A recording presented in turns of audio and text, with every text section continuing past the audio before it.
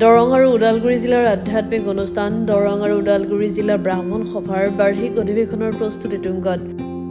দৰঙৰ পকাদলিত পকাদলি শাখা ব্ৰাহ্মণ সভাৰ আতিথ্যত টিট বকুলপুৰ মহামিলন ক্ষেত্ৰত ৭, ৮ আৰু ৯ ফেব্ৰুৱাৰীৰ পৰা বাৰ্ষিক অধিৱেশনখন অনুষ্ঠিত হ'ব। ১২৮ সংখ্যক বৰ্ষানুষ্ঠান, ৯৭ সংখ্যক বাৰ্ষিক অধিৱেশন আৰু বিশ্ব শান্তিৰ বাবে ৭৮ সংখ্যক যজ্ঞ অনুষ্ঠিত হ'ব।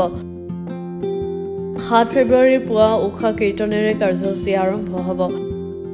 দ্বিতীয় দিনা যজ্ঞৰ জলায়ন সূৰ্যাগ্লি আহৰণেৰে যজ্ঞ আৰম্ভ হ'ব, যি যজ্ঞত জিলা দুখনৰ প্ৰায় ২০০ পুৰোহিতে অংশগ্ৰহণ কৰিব। সমান্তৰালভাৱে ধৰ্মালোচনী সভা আৰু জ্যোতিষ আলোচনা চক্ৰ অনুষ্ঠিত হ'ব। জ্যোতিষ আলোচনা চক্ৰৰ আলোচ্য বিষয় হ'ল দুৰ্ঘটনা আৰু ইয়াৰ প্ৰতিকাৰ। অন্তিম দিনটোত যজ্ঞৰ পূৰ্ণাহুতিৰ লগতে মুকলি সভাৰ লগতে ন্যাসৰ বঁটা আৰু পুৰস্কাৰ প্ৰদান অনুষ্ঠানো অনুষ্ঠিত হ'ব। সমগ্ৰ অনুষ্ঠানটিত উদযাপন সমিতিয়ে সমূহ ৰাইজৰে উপস্থিতিৰ লগতে সহায় সহযোগিতা কামনা কৰিছে।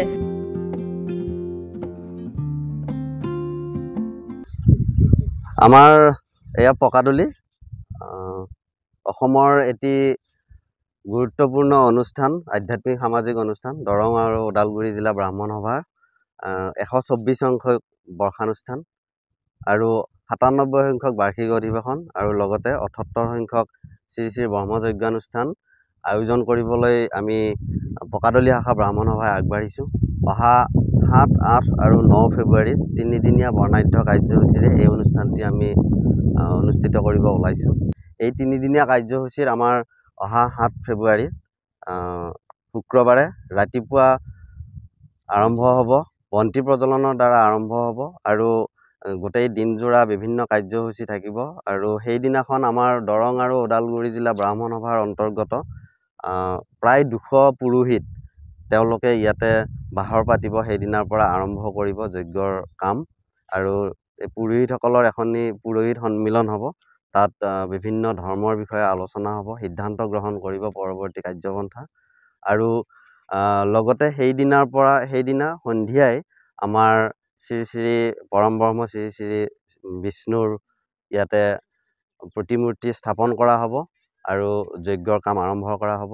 আৰু তাৰ দ্বিতীয় দিনা ৮ তাৰিখে ৰাতিপুৱাৰ পৰা একেদৰে উষা কীৰ্তনেৰে আৰম্ভ হ'ব প্ৰাতঃকালৰ পৰা। আৰু বিশেষত সেইদিনাখন আমি ৰাতিপুৱা পানী তোলা আৰু শোভাযাত্ৰা থাকিব। আমাৰ বোৱতী নদীৰ পৰা, আমাৰ নিকটৱৰ্তী ননৈ নদী বোৱতী নদীৰ পৰা আমি জল আনয়ন কৰা হ'ব। আৰু তাৰ পাছতেই ইয়াতে সূৰ্যাগ্নি আহৰণেৰে আমাৰ যজ্ঞ আৰম্ভ কৰা হ'ব ৰাতিপুৱা।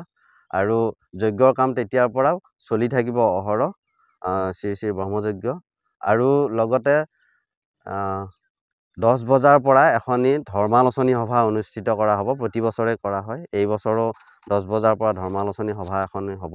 আৰু সেই ধৰ্মালোচনী সভাৰ অন্তত ২ বজাৰ পৰা এখন জ্যোতিষ আলোচনা চক্ৰ অনুষ্ঠিত কৰা হ'ব। তাতে তেওঁলোকে বিভিন্ন জ্যোতিষ শাস্ত্ৰত পাৰ্গত বিভিন্ন ব্যক্তি ইয়াতে উপস্থিত হ'ব।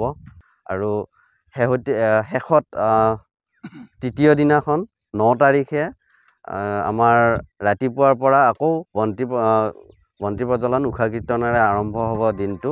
আৰু যজ্ঞৰ পূৰ্ণাহুতি হ'ব 12:30 আৰু ৰাতিপুৱা ১০ বজাৰ পৰা এখনি মুকলি সভা আহ্বান কৰা হৈছে। মুকলি সভা এখন হ'ব, সেইখনত আমাৰ বিভিন্ন বিশিষ্ট ব্যক্তিসকল আহিব। আমাৰ মূল দৰং ওদালগুৰি জিলা ব্ৰাহ্মণ সভাৰ সভাপতি মহোদয়ে সভাপতিত্ব কৰিব। আৰু বিভিন্ন ব্যক্তি, গুণী জ্ঞানী ব্যক্তি বা বিভিন্ন সামাজিক অনুষ্ঠানত জড়িত আৰু আমাক ওতঃপ্ৰোতভাৱে সহায় কৰি আহিছে আমাৰ মাননীয় সাংসদ, তেখেতো উপস্থিত থাকিব বিশিষ্ট অতিথি হিচাপে।